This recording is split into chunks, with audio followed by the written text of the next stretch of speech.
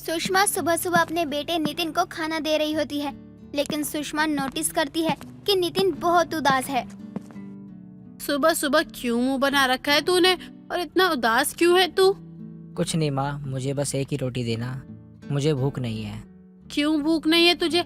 आजकल तू खाना भी ढंग से नहीं खा रहा है। ऑफिस जाने के लिए तुझे टिफिन देती हूँ, वो भी लौटा देता है।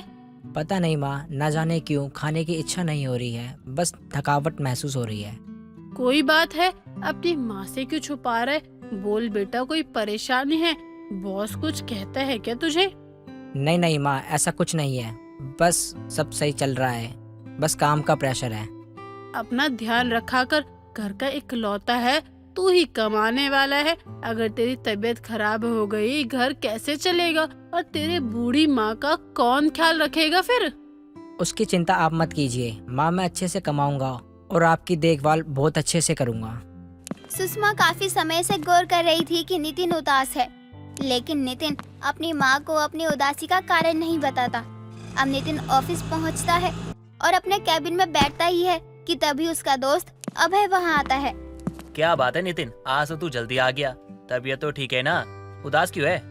बस वही पुरानी बातें सता रही है मुझे, कुछ समझ नहीं आ रहा, क्या करूं? अरे तुझे तो पता है ना कि वो कैसी थी।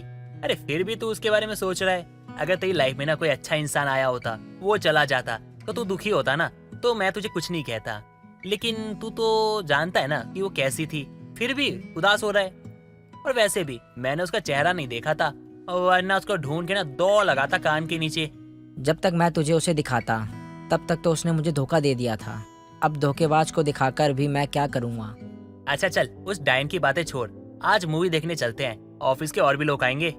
नहीं नहीं, मुझे कहीं नहीं जाना, तुझे जहाँ जाना है तू जा सकता है। तेरी मर्जी है भाई, मैं तो बस कह सकता हूँ। नितिन और अभय जिगरी दोस्त थे। अभय नितिन को हमेशा समझाता था। नितिन की कुछ समय पहले गर्लफ्रेंड बनी थी और ये गर्लफ्रेंड नितिन को धोखा देकर जा चुकी थी, जिसे नितिन भूल नहीं पा रहा था और उसकी वजह से नितिन उदास रहने लगा था। नितिन की माँ भी नितिन का उदास चेहरा देखकर समझ रही थी कि उसे किसी न किसी चीज की दिक्कत है। अब एक रोज अभय और नितिन घर आते हैं। अरे आंटी जी, कैसी हैं आप? तबीयत तो ठीक है ना आपकी? हाँ, मेरी तबीयत तो ठीक है। और तू बता, इतने दिनों बाद कैसे आना हुआ? कभी कभी तो मुझे लगता है तू यहाँ का रास्ता ही भूल गया है।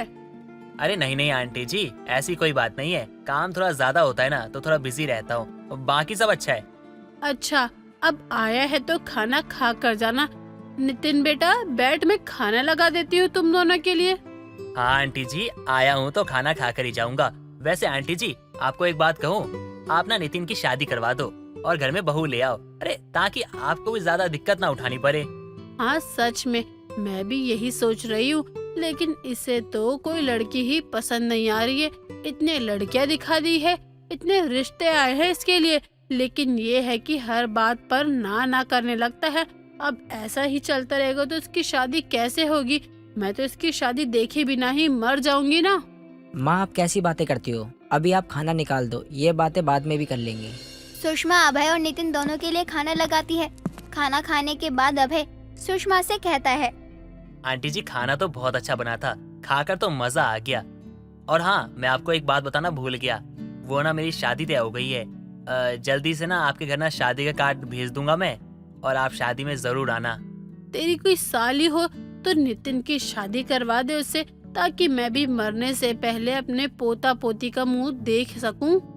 अरे है ना आंटी जी, मेरी तो दो सालियां हैं, उनमें से जो इसको पसंद आएगी करवा देंगे शादी। क्या दिक्कत है?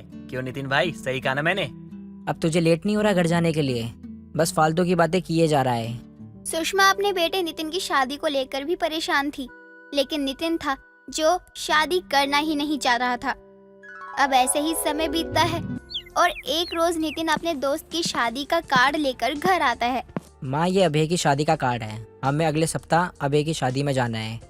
अरे क्या बात है, लेकिन तू है कि शादी करने का नाम ही नहीं ले रहा है। माँ, अब फिर से शुरू हो गई। मैंने कितनी बार कहा है आपको कि मुझे शादी नहीं करनी है। शादी तो तुझे करनी ही पड़ेगी, और अब मैं तुझे जिस लड़की से शादी करने के लिए कहूँगी, तुझे उसी से शादी करनी पड़ेगी, वरना मैं ये घर छोड़कर चली जाऊंगी। आपको जो करना है वो कर लो, अभी मैं बहुत थका हुआ हूँ। अभी मुझे आराम करना है। मैं अपने कमरे में जा रहा हूँ। नितिन अब अपने कमरे में जाता है और कमरे का दरवाजा बंद करके अपनी गर्लफ्रेंड नेहा को याद करने लगता है और आंखों में आंसू लिए वो खुद से कहता है, नेहा, तुमने मेरे साथ ऐसा क्यों किया? मैं तुम्हें कितना चाहा था, लेकिन तुमने मुझे धोखा दे दिया। तुमने मेरे साथ सही नहीं किया। मुझे इस बात का बहुत दुख है। जब से नेहा नितिन को छोड़कर गई थी तब से नितिन बहुत उदास रहने लगा था। लेकिन अब नितिन को इस बात की खुशी थी कि उसके दोस्त अभय की शादी हो रही है और नितिन और उसकी माँ सुषमा अभय की शादी में शामिल भी होते हैं। सब कुछ अच्छा चल रहा होता है, लेकिन जब दुल्हन की एंट्री होती है तो नितिन के पैरों तले जमीन खिसक जाती है। नितिन तुरंत ही अभय के पास जाता है और उसका हाथ पकड़कर एक कोने में लेकर जाता है। क्या तू लव मैरिज कर रहा है? लेकिन तूने तो कहा था कि तू अरेंज मैरिज करेगा। इस लड़की को तेरे माता पिता ने पसंद किया है ना? क्या बात कर रहा है तू? हाँ, अरेंज मैरिज है, वो मेरे माँ बाप ने तय किया है, लेकिन तुम्हें पूछ क्यों रहा है? ये अरेंज मैरिज है ना? मुझे बस यही जानना था। देख देख, दुल्हन की एंट्री हो गई। मैं तो जा रहा हूँ, हम ना बाद में बात करते हैं। इतना कहने के बाद अभय स्टेज पर चला जाता है और नितिन एकटक दुल्हन को निहार रहा होता है, क्योंकि अभय की जिससे शादी हो गई थी वो नेहा ही थी जिसने नितिन को धोखा दिया था और उसे छोड़कर चली गई थी। नितिन की आंखों में आंसू होते हैं और ये सब सुषमा देख रही होती है। तू ठीक तो है ना? तेरी आंखों में ये आंसू कैसे? और तू रो क्यों रहा है? कुछ बताएगा भी मुझे? नहीं नहीं माँ, मैं ठीक हूँ। मैं बस अपने दोस्त को देखकर थोड़ा भावुक हो गया था। माँ, आप जाकर कुछ खा पी लीजिए, हम जल्दी ही चलेंगे। ठीक है, कुछ खा पी लेते हैं। तू भी कुछ खा ले, फिर हम घर चलते हैं। नितिन को कुछ भी समझ नहीं आ रहा था कि आखिर वो करे तो क्या करे। नितिन को अपने दोस्त अभय का फ्यूचर सताने लगा था, लेकिन अब नितिन अभय के पास जाता है और उसके कान में सब कुछ सच बता देता है। नेहा नितिन को देख रही होती है। ये क्या कह रहा है भाई तू? मतलब ये नेहा, वो नेहा, दोनों एक ही है? ये वही नेहा है जिसने तुझे धोखा दिया था और मैं से शादी करने जा रहा था? मैं नहीं शादी कर सकता इससे। तू उससे शादी तो कर सकता है, लेकिन मुझे भरोसा नहीं ये तेरे साथ आगे की जिंदगी सही गुजारेगी या नहीं। मुझे नहीं करनी है इससे शादी। अरे जितना तूने मुझे बताया ना इसके बारे में, अगर ये ऐसी है ना तो इसे शादी करके अपनी जिंदगी थोड़ी खराब करूंगा। मुझे नहीं करनी है शादी। ये तो इसकी गलती है, इसके माँ बाप की नहीं। इसके माँ बाप को तो कुछ पता भी नहीं है। तो इसे शादी मत तोड़, लेकिन इससे बात कर ले एक बार।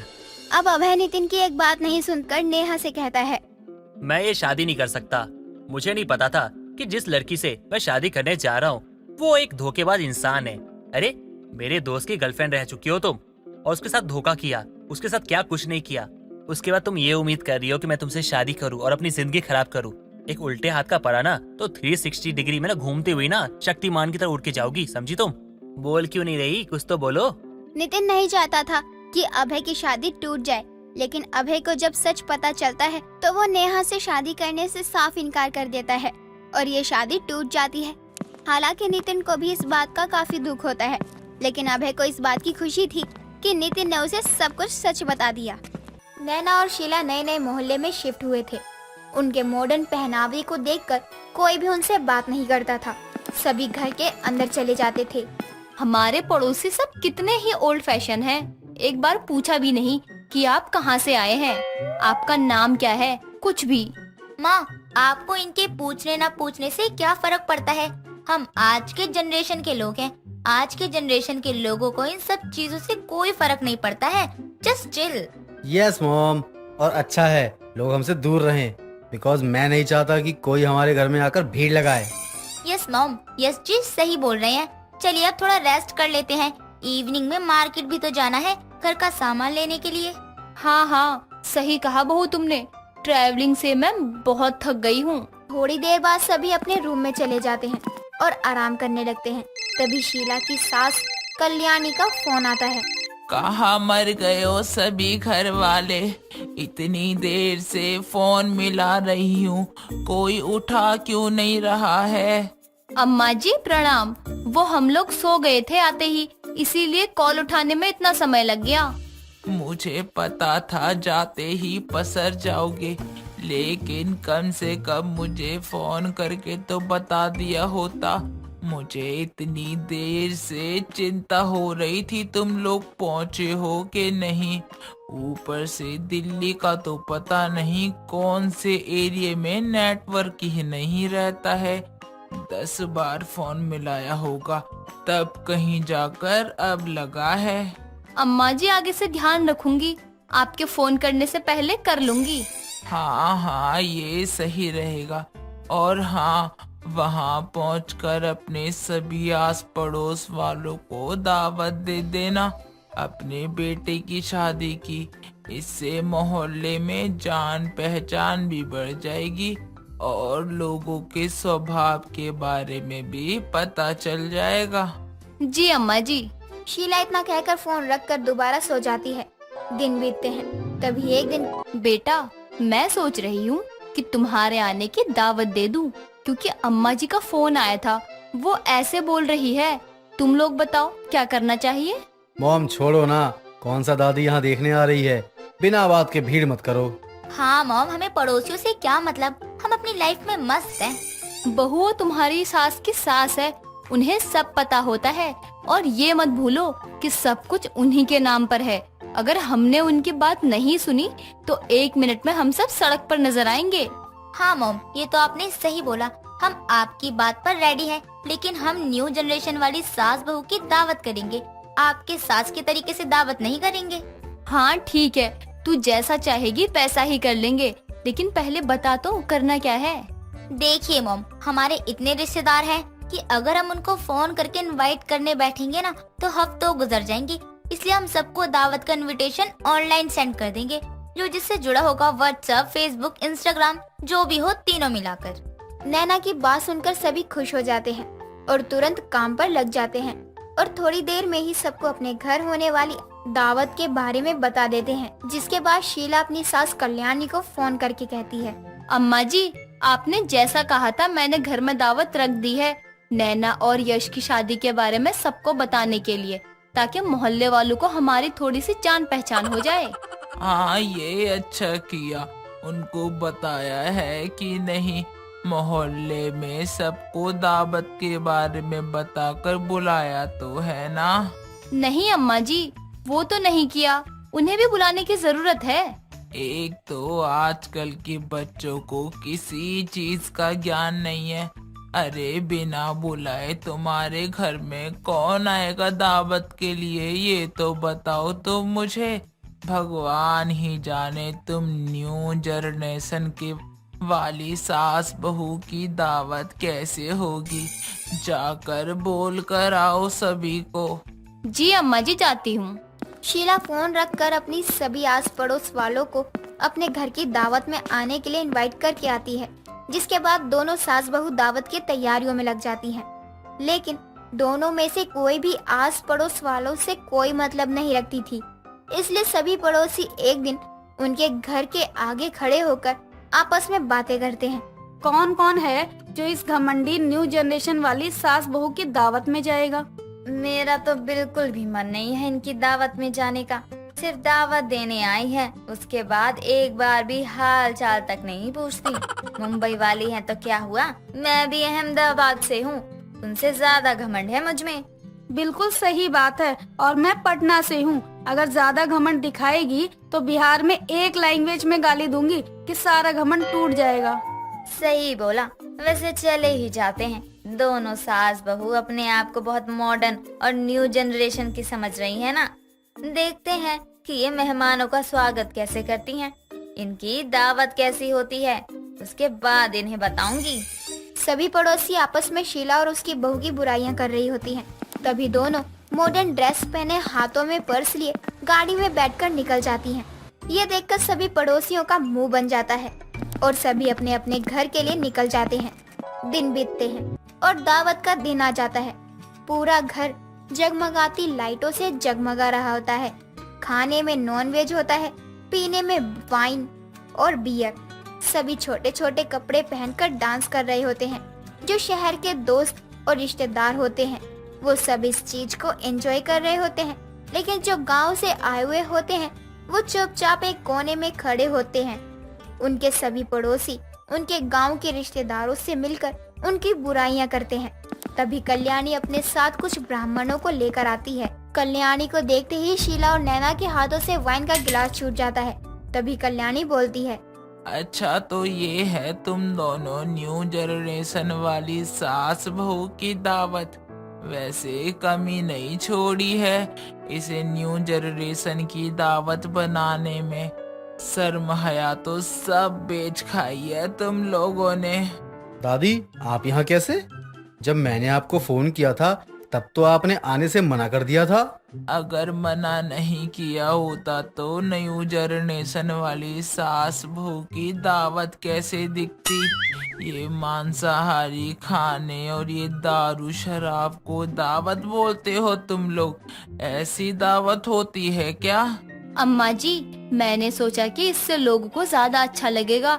आजकल पार्टी में यही सब होता है और लोग यही सब पसंद करते हैं। और देखिए ना, सब कितने खुश हैं, किसी को कोई शिकायत नहीं है। हाँ दादी, देखिए ना सब कितना एंजॉय कर रहे हैं। शीला और नैना की बात सुनकर सभी पड़ोसी और गुस्सा हो जाते हैं और वो बीच में ही बोल पड़ते हैं, नहीं दादी जी, हम लोग इस दावत से बिल्कुल भी खुश नहीं है। ये दावत कम और क्लब पार्टी ज्यादा लग रही है। दावत में तो शुद्ध शाकाहारी खाना बनता है। सभी को प्यार से जमीन पर बिठाकर इज्जत से अपने हाथ से परोसकर खिलाया जाता है, तोहफे दिए जाते हैं। लेकिन यहाँ तो दावत के नाम पर क्लब पार्टी चल रही है।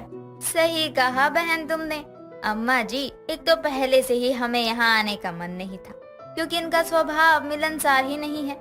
लेकिन फिर भी हमने इनकी दावत का मान रखा और चले आए। लेकिन यहाँ आकर देखा तो किसी चीज को हाथ लगाने का मन नहीं किया। देखिए, हमारे घर के बीच में आपको बोलने की कोई जरूरत नहीं है। पड़ोसी है, पड़ोसी बनकर रहिए। इतना मैनर्स तो आपको होना ही चाहिए ना कि दूसरे के मामले में नहीं पड़ना चाहिए। हमें जरूरत भी नहीं है पढ़ने की। चलो बहन। शीला की पड़ोसन ने इतना कहकर वहाँ से चली जाती हैं, जिसके बाद धीरे धीरे सभी मेहमान भी चले जाते हैं और कल्याणी भी अपने साथ लाए ब्राह्मणों को लेकर वापस जाने लगती है। अम्मा जी, आप कहाँ जा रही हैं? न्यू जनरेशन की सास बहू की दावत को देखने आई थी। देख लिया, अब जा रही हूँ। जहाँ मेरे मेहमानों की कोई इज्जत नहीं है वहाँ मैं रुक कर क्या ही करूँगी। मैं अपने साथ ब्राह्मणों को लेकर आई थी कि नए घर में आए हो ब्राह्मण खा लेंगे दावत तो अच्छा होगा। लेकिन क्या अम्मा जी, खिलाइए ना। आप कहे तो खुद परोस देती हूँ। क्या परोसोगी तुम शीला? कोई भी खाना यहाँ ब्राह्मणों के खाने लायक नहीं है। तुमसे ये उम्मीद नहीं थी। अब ये न्यू जनरेशन वाली दावत के नाम पर पार्टी तुम दोनों को ही मुबारक हो, हमें नहीं चाहिए। कल्याणी इतना कहकर अपने ब्राह्मणों को लेकर वहाँ से चली जाती है और दोनों न्यू जनरेशन वाली सास बहू की दावत धरी की धरी रह जाती है। पर माँ जी, पर वर कुछ नहीं, कान खोल कर सुन। किसी को भी इन्हें हाथ मत लगाने दियो, वरना सच बाहर आ जाएगा और सब बर्बाद हो जाएगा। आखिर कमला कौन सा सच बाहर आने के बारे में बात कर रही थी? आइए जानते हैं। कमला की एक ही बहू थी, लेकिन कमला के बेटे सुमित की शादी गांव के अनपढ़ गवार से हुई थी। कमला ने बहुत ज्यादा दहेज की लालच में ये शादी करवा तो दी थी। साथ ही कमला की बहू कोयले की तरह काली थी। एक रोज कमला की पड़ोसन रजनी कमला के घर आती है। अरे कमला, मैंने सुना है तेरी बहू पेट से है, सच है क्या ये? अब जरा अपनी बहू का अच्छे से ख्याल रख। किसी का तो मालूम नहीं, लेकिन इतना जरूर पता है कि तुझे इस बात की खबर होनी थी। हाँ, सही सुना है तूने, मेरी बहू पेट से है। तभी कमला की बहू चंदा सास को चाय देने आती है और दोनों को साथ में बैठे देखती है। वैसे बहू तू केसर जरूर खाना, सुना है उससे बच्चे गोरे होते हैं। मैं तो कहती हूँ कमला, तेरे पोता पोती सुंदर होंगे, अभी भी वक्त है। जरूरी है क्या कि बच्चा बहू पर ही जाए? मेरे सुमित पर भी तो जा सकता है। देख कमला, तेरी इतनी उम्र हो गई है, बाल बच्चे और उनकी भी दादी नानी बन चुकी है अब तो तू। लेकिन तुझे तो पता है कि बच्चा 9 महीने माँ के पेट में ही रहता है, फिर ज्यादातर चांस होता है कि बच्चा अपनी माँ पे ही जाए। अरे मेरा पोता पोती काला हो या गोरा, मुझे दोनों चलेगा।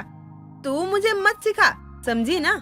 मेरा काम तो था तुझे बताना, बाकी मैं चलती हूँ। पैसे के लालच में तो तूने अपने वंश ही खराब करने का फैसला ले लिया है, तो अब क्या ही कर सकते हैं हम लोग। इतना कहकर रजनी तो कमला के घर से चली जाती है, लेकिन इधर कमला जो रजनी के सामने तो अपने दुख जाहिर नहीं कर रही थी, वो रजनी के जाने के बाद गहरी सोच में डूब जाती है तो ये रजनी आग लगाने वाली और चुगलखोर एक नंबर की, लेकिन बात एकदम पते की कर गई है। अगर छोटी बहू को काला बच्चा हुआ तो न सिर्फ मोहल्ले वाले मुझे कोसेंगे, बल्कि रिश्तेदारों का फौज भी आकर मुझे कोसने लगेंगे और मेरे दिल में बर्फ की सिल्ली पड़ जाएगी। अब देर रात कमला अपनी बहू चंदा के कमरे में पहुंचती है और चंदा को सोते हुए देखकर उसके पास आकर कहती है, अरे देखो तो, थोड़े से पैसे के लालच में मैं भी कोयले की खदान को घर ले आई। कहाँ मेरा दूध सा गोरा बेटा और ये कहाँ कल्लो माई। कमला ये बोलकर कमरे से चली जाती है, जिसके बाद अगली सुबह जैसे ही चंदा रसोई में जाती है, कमला उसे केसर का दूध देते हुए कहती है, ले बहू पी ले। भले मैं दुनिया के सामने जितना खुश रहूं, लेकिन मैं नहीं चाहती मेरे काले पोता पोती हो और तेरे बाप की तरह मुझे भी मोटा दहेज देकर उनकी शादी करवानी पड़े। तभी रसोई में कमला का बेटा सुमित आकर अपनी माँ को ताने देते हुए कहता है, हाँ क्यों नहीं, मैं तो पहले ही कह रहा था पैसे के चक्कर में कुछ भी मत उठा लो। अब आपको काले बच्चे का डर सता रहा है ना। चलो चंदा, मेरा लंच पैक कर दो, आज मुझे जल्दी निकलना है। तू चुप कर, मैं तेरी माँ हूँ, तू मेरा मालिक नहीं है, तो तू जो भी बोलेगा ना सोच समझ कर बोला कर। अरे माँ, मैंने कब आपके खिलाफ जाने की कोशिश की? अगर मुझे आपके खिलाफ जाना ही होता तो मैं अपनी पड़ोसन हेमा के साथ भागकर शादी ना कर लेता। कम से कम वो सांवली तो थी, इसकी तरह काली तो नहीं थी। अरे जी, बीवी हूँ मैं आपकी और आपकी बहू हूँ मैं माँ जी। क्या आप दोनों मेरे खिलाफ मेरे ही सामने बातें करने लगे हैं? चंदा को अपनी सास की बातों का बहुत बुरा लगता है और वो वहाँ से दूध का ग्लास लेकर रोते हुए चली जाती है। लेकिन वो भी बेचारी क्या कर सकती थी, वो जैसी थी वैसे ही रहने वाली थी, वो खुद को बदल तो नहीं सकती थी। अब ऐसे ही समय बीतता है। एक रोज देर शाम चंदा के पेट में तेज दर्द होता है और अगले ही पल कमला दादी बन चुकी थी। ये बच्चा काला था, जिसे देखकर कमला कहती है, इतने दूध केसर के बाद भी इसका काला बच्चा हुआ है। सुमित दवा लेने गया है, ये बेहोश है। इससे पहले कि कोई यहाँ आए इस बच्चे को बदल देती हूँ, किसी को क्या ही पता चलेगा। कमला ये बोलकर बच्चे को हॉस्पिटल में बदल देती है। थोड़ी देर बाद सब लोग चंदा के बच्चे को देखने आते हैं और गोरा बच्चा देखकर उसकी तारीफ करते हैं। रजनी को भी सुमित से भी गोरा उसका बेटा देखकर हैरानी हो रही थी। ऐसे ही समय बीतता है। सभी घर में आए नन्हे मेहमान से खुश थे। अब 5 साल बीत जाते हैं। कमला जानती थी कि वो पोता उसका सगा खून नहीं था, पर उसकी सुंदरता देखकर वो उस पर खूब प्यार लुटाती। एक रोज सुबह के समय अचानक ही चंदा को फिर से उल्टियां होती है। हाय हाय, एक तो वैसे ही देश की इतनी गरीबी है, कहीं ये फिर से माँ तो नहीं बनने वाली। अब इसके बच्चे बदलने कहाँ जाऊंगी। कमला अब सुमित और चंदा के कमरे में जाती है और चंदा से कहती है, क्यों बहू, बड़ी उल्टियाँ हो रही है? रात को कुछ गलत खा लिया था क्या, या कुछ और ही मामला है? चंदा शर्माकर अपने कमरे से बाहर चली जाती है। अब वक्त के साथ चंदा की दूसरी बार माँ बनने की खबर पूरे मोहल्ले में फैलती है और रजनी को इस बारे में पता चलता है तो रजनी फिर कमला को परेशान करने पहुँचती है। अरे कमला, बधाई हो, तू फिर से एक बार दादी बनने जा रही है। वैसे इस बार क्या उम्मीद लगाए हुए है? बच्चा किस पर जाएगा, सुमित पर या फिर चंदा पर? जब मेरी बहू का पहला बच्चा गोरा हुआ है तो दूसरा बच्चा भी गोरा ही होगा। मुझे तो समझ नहीं आता कि तुझे मेरी काली बहू के बच्चे की इतनी चिंता क्यों होती है। वैसे भी बच्चे जैसे भी हो, मुझे उन्हें रखना है। मैं पैदा होते ही उन्हें तेरे घर तो नहीं भेज दूंगी ना। चल, अभी इस पर बहस करने से कोई फायदा नहीं है। अब ये तो समय ही बताएगा कि तेरी बहू के बच्चे गोरे होते हैं या काले। ऐसे ही समय बीत रहा था और इधर कमला की चिंता बढ़ रही थी और उसे इस बार भी बच्चे चुराने पड़ेंगे, ये सोचकर कमला परेशान थी। कुछ ही दिनों बाद कमला को एक और बड़ा झटका लगता है जब उसे पता चलता है कि उसकी बहू जुड़वा बच्चे पैदा करने वाली है, तो वो चिंता में आ जाती है।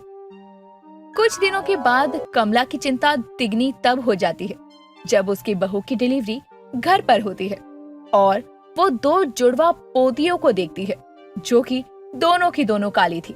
कमला अपनी बहू से कहती है, सत्यानाश हो, एक साथ 2 लड़कियां को जन्म दिया है और दोनों ही काली। अरे अब कैसे इन्हें मोहल्ले वालों को दिखाऊं, सब थू थू करेंगे। माँ जी, ये दोनों जैसी भी हैं, है तो मेरी बेटी ही ना, आप इनको ऐसे नहीं बोल सकती हैं। हाँ ठीक है, रख कलेजे से लगाकर अपनी बेटियां, लेकिन ये दोनों काली है, ये मोहल्ले में बात किसी को पता नहीं चलनी चाहिए। कमला ये बोलकर वहाँ से चली जाती है, जिसके कुछ दिन बाद में वो रजनी से बोल देती है कि उसे 2 गोरी जुड़वा पोतियां हुई है। वहीं कुछ दिन बाद वो अपने घर में एक छोटा सा फंक्शन रखती है, लेकिन उससे पहले वो अपनी दोनों काली पोतियों को सफेद पाउडर का लेप लगा रही थी। तभी वहाँ चंदा आती है, तो वो अपनी सास को ये सब करते देखकर कहती है, आप ठीक तो है, ये क्या कर रही हो मेरे बच्चों के साथ में? इन दोनों को गोरा करने की कोशिश कर रही हूँ मैं। सब लोगों को बोला है कि मेरी काली बहू के 3 गोरे बच्चे हैं, पोता तो गोरा ही हुआ है, अब इन दोनों पोतियों को भी तो गोरा करना पड़ेगा ना। पर माँ जी, पर वर कुछ नहीं, कान खोलकर सुन, किसी को भी इन्हें हाथ मत लगाने दियो, वरना सच बाहर आ जाएगा और सब बर्बाद हो जाएगा। इसके बाद फंक्शन स्टार्ट होता है। सभी लोग बच्चों को देखने आते हैं और सफेद गोरी बच्चों को देखकर सब बहुत तारीफ करते हैं। लेकिन तभी रजनी किसी बहाने से बच्चियों को हाथ में उठा लेती है और बच्ची के शरीर पर लगा पाउडर उसके हाथों पर लग जाता है और वो कहती है, गोरापन मेरे हाथ पर छूट रहा है, साफ साफ क्यों नहीं कहती कि तूने अपनी दोनों पोतियों को गोरा करने के लिए ये पाउडर रंग दिया है। रजनी ये बात आग की तरह पूरी पार्टी में फैला देती है और चंदा रोते हुए कहती है, अरे तो क्या हो गया, मेरी बच्चियां काली हैं तो भगवान ने 2 ही तो रंग दिए हैं, गोरा और काला। अगर हम ही ऐसे भेदभाव करते रहेंगे तो हमारी सोच कैसे बदलेगी? मैंने सारी जिंदगी सबसे यही सुना है कि मैं काली हूँ।